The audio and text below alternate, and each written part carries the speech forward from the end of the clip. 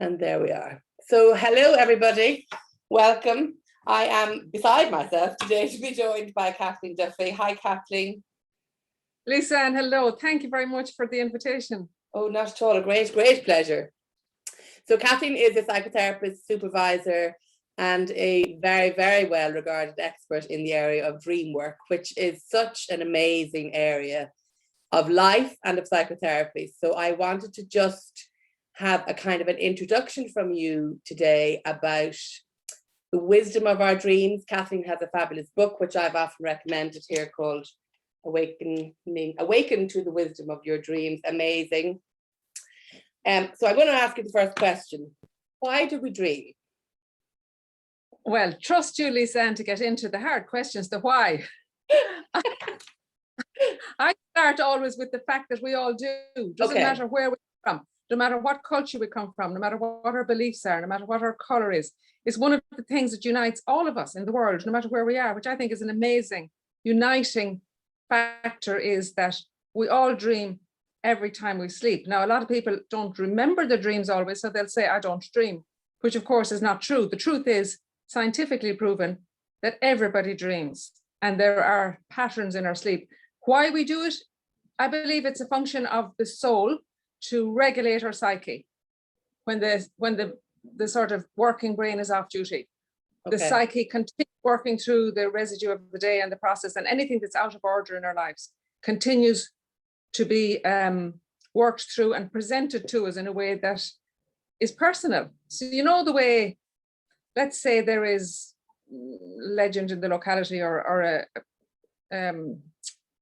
a mythology in a culture. You know the way the mythology for a culture will, well, you think about why is there mythology, why is there legend? It keeps something alive, doesn't it? So we have our mythology or Greek mythology, and it's keeping a story that has purpose going. It keeps passing it on. So in the same way, your dream for you personally is like the mythology is to a culture. It keeps a part of your story alive, and it tries to bring it into consciousness every day, because a lot of it otherwise goes into the subconscious and we disconnect from it. So the function of it is ultimately to bring balance to our psyche. Now, Carl Jung, so I'm glad I was able to find a sort of an answer that might satisfy your question, but I didn't say it first. Carl Jung said that the function of the dream is to bring balance to our psyche. And if we're out of balance at all, if we're too one-sided or too the other-sided, the dream will come with pointers to where we got out of balance and how we might bring back balance. And we all know that a good night's sleep brings healthy body and mind. So the good night's sleep has a function in bringing about balance, and the psyche is always working. So we know that dreams are individual to every person, but there's a very common thing that happens, which is just as we're falling asleep, we jolt awake, and as if we're falling down steps or something. That's very common to everybody. What's that about? Is that about the psyche trying to stop us going into an unconscious thing? No, but it's a good guess. The mind is stopping us. The controlling mind, which is ego, tries to stop us from letting go into that which is greater than it. Because when we're awake, the ego is in control, which is usually the left brain, the controlling, thinking, functioning brain. But the right brain, which is the irrational and emotional and more than, the left brain can't put the right brain in a box because they're very different in their functioning. So it's the conscious mind that resists us falling into that deeper realm, which is where all the wisdom is. And I'm glad you used the word wisdom, because it is a wisdom that is beyond our left brain. And it comes freely while we sleep. So there is resistance to falling out of control, which is what we're in when we're asleep. The conscious is no longer in control. So if we then want to start in a simple way to pay attention to listening to the wisdom that's coming in the dreams, how can we go about that? Well, now, if you read my book at all, you'll know that there are very clear steps there. Thank you, Lisa. I know steps. There are clear steps. First thing is that you want to, and we wouldn't have this conversation unless there's an interest or people won't be listening in. So if you want to remember your dreams, just prepare before you go to sleep. You know, our ancestors always had a wonderful Irish saying, and if there was any issue that they were troubled about or didn't have, clarity about, they would say, sleep on it. Don't make a decision until you sleep on it. And the reason they said that was because when you sleep on it, it's likely to be more balanced in your decision in the morning. There's more clarity.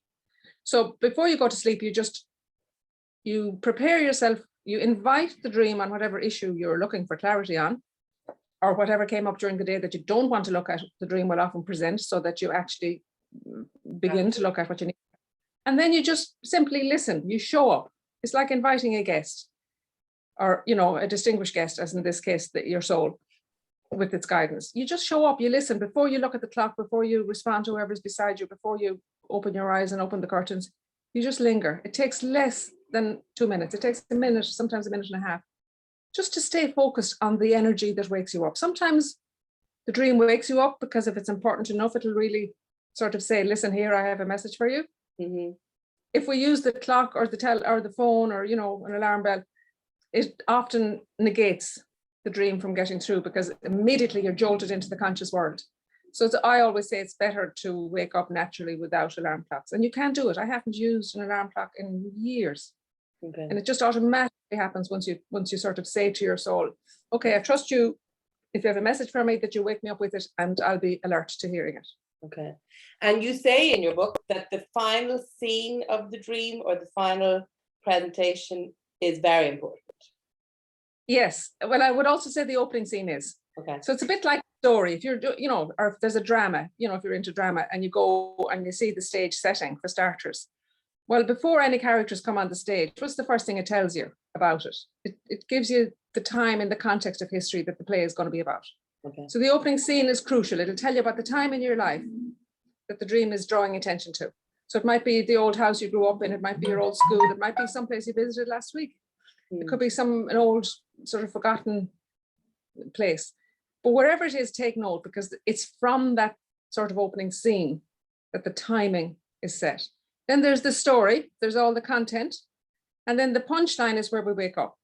Okay. And now if you think about, this is a simple way of working with dreams, but if you think about the ads on the television, sometimes you don't know what the ad is until the very end. Why do you think that is? What happens in the very end?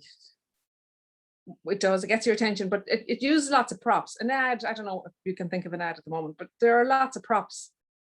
You know, the ad could be for anything, but then all of a sudden, the punchline comes only at the end. So the end of the dream wakes us up with the message that it wants us, you know, the part of our lives it wants us to work with.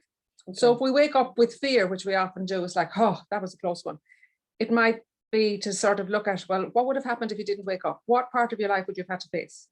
We wake up and we're back in conscious control, so we don't have to finish it. But the good exercise to do would be ask yourself, well, if I didn't wake up at that moment, what's the next thing I'd have had to face?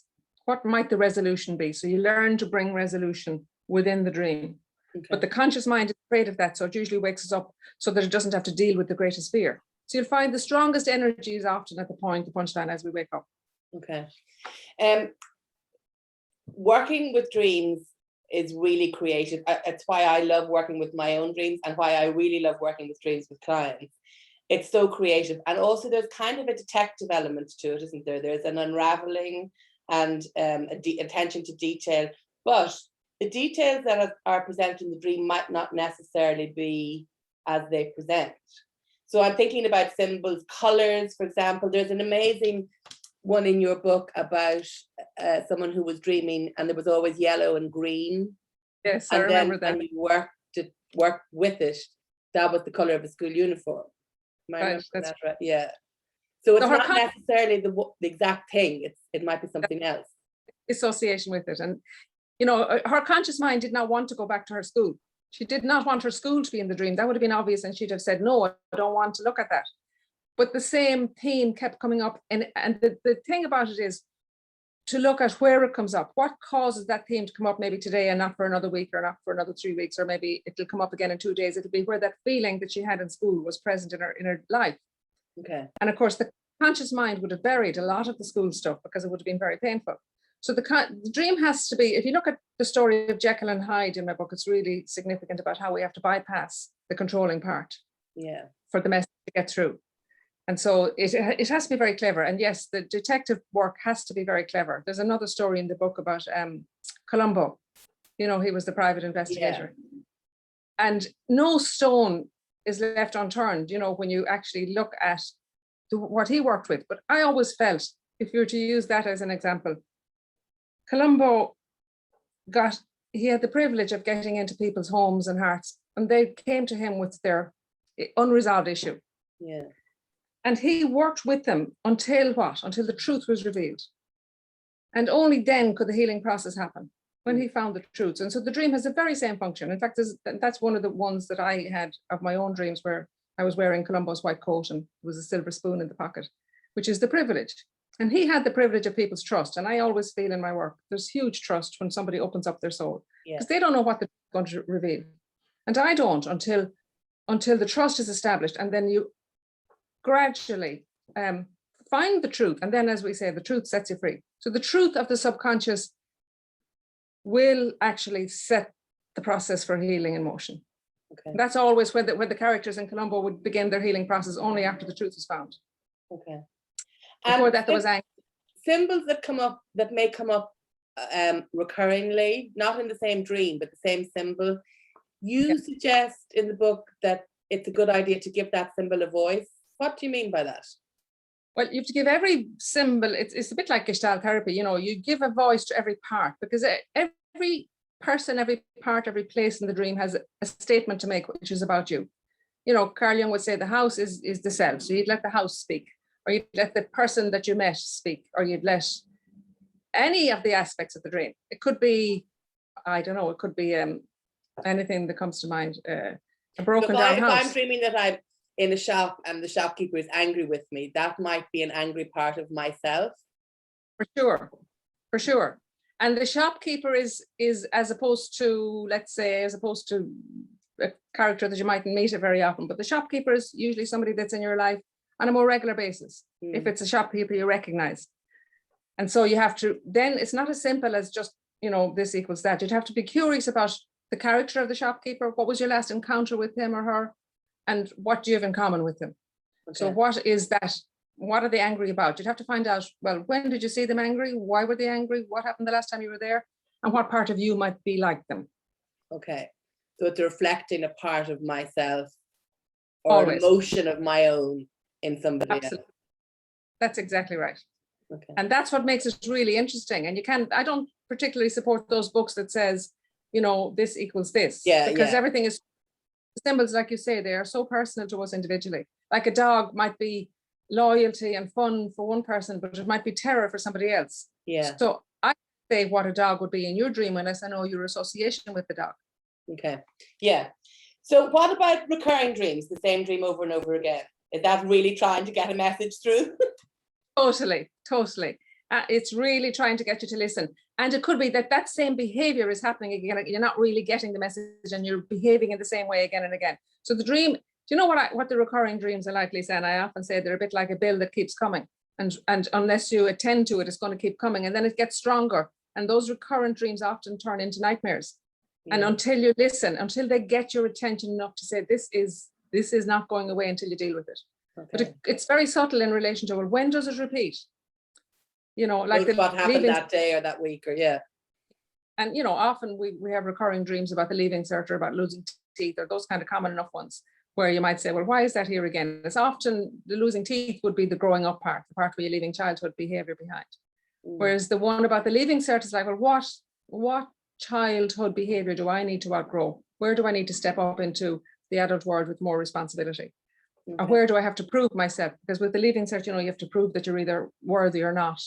And so often when somebody is about to have a meeting or a new relationship or an interview, they'll often have the leaving cert dream, which is, will I be accepted? Will I be good enough? Will I pass? Or will I fail? Yes, exactly that. Yeah. Exactly that. Should we be scared of dreams? Pardon? Should we be scared of dreams? Never. They're your allies. No, never be scared of a dream. Even though fear will come up in a dream, but the fear it has a really important function. It asks you to look at what you're afraid of in life. And in that point, so what is the fears? And you explore the fear and see where its root is. You could be afraid of something today that, like I actually had a woman today who was afraid of something in the current life, which when we explored, like, where is that fear coming from? And the fear went all the way back to when she was a little girl, so it goes back to the simplicity of Christmas. If you're good, Santa will come. If you're not, he won't. And so you're going to be in the good camp or the bad camp. You're going to be good enough or not good enough. And so that fear started growing in her when she was very, very little. And it was really interesting to see how it's still alive in her life, how she does to herself what that system did to her, which is put her in a category, good enough or not good enough. And so the fear was always that you won't be good enough. And a lot of people can identify with that, I think. Of course. What about, I noticed when both of my parents died, I didn't dream about them for a long time. Then I did. What about people who have died coming back to us in dreams or being represented in dreams? Has that any particular significance, or is it individual again? Absolutely, and it's a very significant question. And again, it's not as simple as a black and white answer. So it can be when they come back in, when a dead parent comes into our dreams, it depends on whether they're dead or alive in our dream. In the dream, were they alive or dead for you? I think alive initially, but then I dreamt about them dying. Yes. So that's a good thing, because if they're alive in the dream, you need to look at how is their behavior alive in you around the time of the dream. Okay. And you know, we've all been shaped by them. So we're going to have the introject of both our parents in us. So the question is, if they're dead and they're alive in your dream, you might say, where did I behave like my father today? Where was I like my mother yesterday? I had a dream about her. Or it could be, where do I need to be a bit more like them if I went the other way? You know, the way we can go from one extreme to the other. Yeah. So I'm never like my father, he was very whatever. And it might be that you've gone so much the other extreme that the dream brings back a little bit of that. You might say, where is the balance? You're always looking for balance. But if they're alive in the dream, it might mean like, well, is it good or bad that behavior was alive in me today? Is it a part of his behavior or her behavior that I want to develop or that I want to lay to rest? Okay. So it's always worth exploring the context of it and the time and what's happening at the time. And if they're dead in the dream? If they're dead in the dream, it might be a good thing that part of their behavior is dead in you. Okay. And the other is also true. If they were very positive and creative and industrious and able to rest and all the healthy things, and if you're not doing that with your life, if let's say a parent was really good at taking care of themselves and you weren't, then if they're dead in your dream, it's like, oh, the part of you that was able to take good care of yourself has died. You might need to look at that. Okay. But very often we need to let our parents die in order to develop parts of us that can be able to outgrow that. I mean, they're not here to do all of the work for us. They bring us so far. And then we've got to start developing within ourselves beyond where they could take us to. But sometimes we're still limited by their conditioning. Yeah, it's really interesting though what you're saying, because I think in my case, particularly with my father, I didn't want to be like him in certain ways. So I went the other way. And then I had to work through my own therapy about the things that were good that I got from him and the traits that I inherited. Yeah, and you might want to start owning them. So if he shows up in your dream, it might be that you might need to develop some of those traits. Yeah. So it's never as simple as it might seem in the beginning. You've got to work with the dreamer and really, like Columbo, tease out the whole story. We cannot put it into a box and say this is this. It's never as simple as what the books say about dream work. It's a lot of processing and individual discovery and excavation. Yeah, I love that, excavation. And for ourselves working on it at home, I think I know you said in the book, but we don't need to write it down and then immediately try and figure out what it's about. It can help to put it away, come back to it. Yes, it's always good to write it down as it is while it's fresh, because a lot of people write down some of the facts and forget to write down. Like I had a woman last week and she wrote down the facts of her dream. I mean, the dream was so laden with anxiety. And I said, read me the dream again and tell me what you left out. And she said, I left nothing out. I'm saying, well, let's read it again. There wasn't one mention of emotion in it. Not one mention. It was so obvious that the dream was screaming at her to acknowledge her emotions. So she put in all the facts, but no emotion. And that was what the dream was trying to get her to look at. So the dream totally exaggerated a scene to the point where you couldn't but be anxious in order for her to acknowledge her vulnerability. Yeah. So, you know, the dream will bring balance to whatever we're avoiding.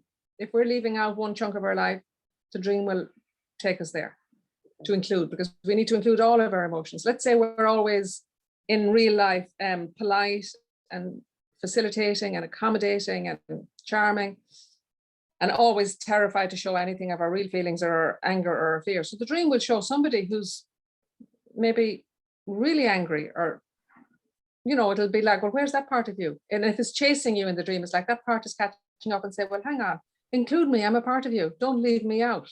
I need to be included, integrated. So all aspects, all characters, you need to be really curious about.